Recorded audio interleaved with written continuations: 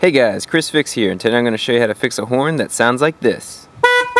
This horn normally sounds like this, so I think the low tone horn is broken. This fix will work for any 2002 to 2009 Chevy Trailblazers or GMC Envoys, 2004 to 2007 Buick Rainiers, the later model Oldsmobile Bravadas, and the Isuzu Ascender. In this truck, the horn is on the driver's side, right in front of the battery, right behind the headlight.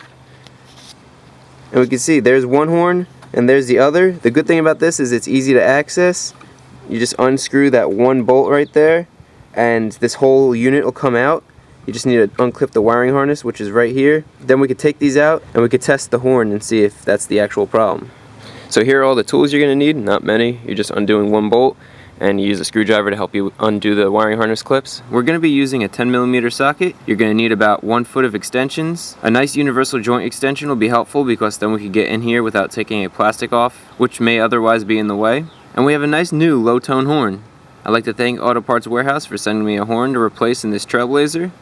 You definitely want to get a plug and play horn, not a universal horn, because you don't want to cut any wires. Just make the replacement nice and easy on yourself. I should also mention we're using a multimeter to make sure we're getting full power to the horn and to verify that the low tone horn is actually broken. Here's my ratchet with the extension, and I have a universal joint at the end. And here's why I'm using the extensions and the U-joint extension. I'm going to be removing the bolt through the hole right here. The bolt is located right under this plastic screw, and you'll see that right down there is where we need to get to. This is the battery. It's in a little box here, and there's a breather tube right here so that the fumes are evacuated and there's some ventilation. You could just pop that off, put that aside, give you more access. You can see our two horns, get our U-joint socket on there, and then all you do is loosen it up. And once it's loose, you can pull it right out, and now this comes right out, just like that. Disconnect this wiring harness here. It's just a clip, and this slides right out. And now the trick to this is getting it out of this little hole here. You want to have the metal frame towards the battery.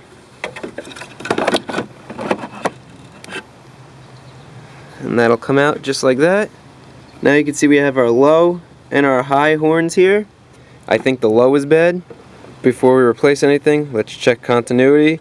And let's check to make sure that there's 12 volts going to this connector right here. So I have each of those prongs set up so it's touching the connection. And I'm going to watch this, and then I'm going to have somebody press the horn. Go ahead. And they'll hold it, and we get 12 volts. So that means there's full power going to the horns. The other way to make sure that there's power going to it is in this box right here. There are relays and fuses. The horn relay is in here, so have someone press the horn, and you should hear a click. A clicking relay usually means that the relay is working properly. So we have voltage and the relay is working, so that really pinpoints it to this low tone horn right here. So we're going to find our low horn here, and we're going to take our flathead screwdriver and take off this clip. There's a clip on this side and a clip on this side, and then this will just pop right out.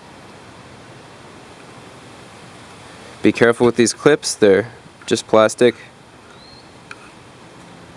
They're that brittle type of plastic that gets brittle with age. You don't want to break them. There you go.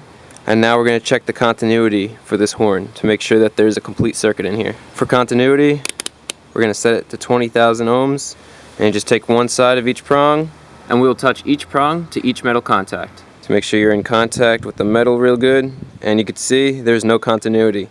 So this horn is shot. I'm going to test the other horn just by taking the wiring harness and connecting it to each side. And look at that, we have continuity. So that's a good resistance for these horns. So we know now that the low horn is shot, so let's replace it. The bolt that you took off is a 10mm. These two are both 10mm, so all you need is that one 10mm socket for this whole job. So just loosen this up. Take the old one off and put the new one on. Just screw in that nut to hold it in place.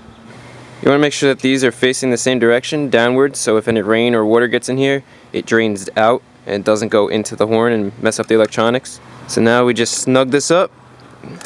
Doesn't have to be super tight, just you don't want it to get loose with vibrations. That's good. Now let's connect the wiring harness. That's easy, that just pops in. Push both sides. Those 2 clicks mean that it's in. Now let's connect these to our wiring harness before we screw it all down and everything. Make sure it works properly. The wiring harness is pretty short, so you'll have to put this back in there. Just get that in there. That hole right there is where it gets bolted in, and this hole right here is where this little tab on this goes. So just slide it, and you can see how the wiring harness is actually underneath here now. So pull it out from under. Good. Now we're going to just take our clip, slide it right in till it clicks. Good. Now let's test it out and see how it works. Now you could hear a difference. I'll give you a before and after. Here's before, here's after.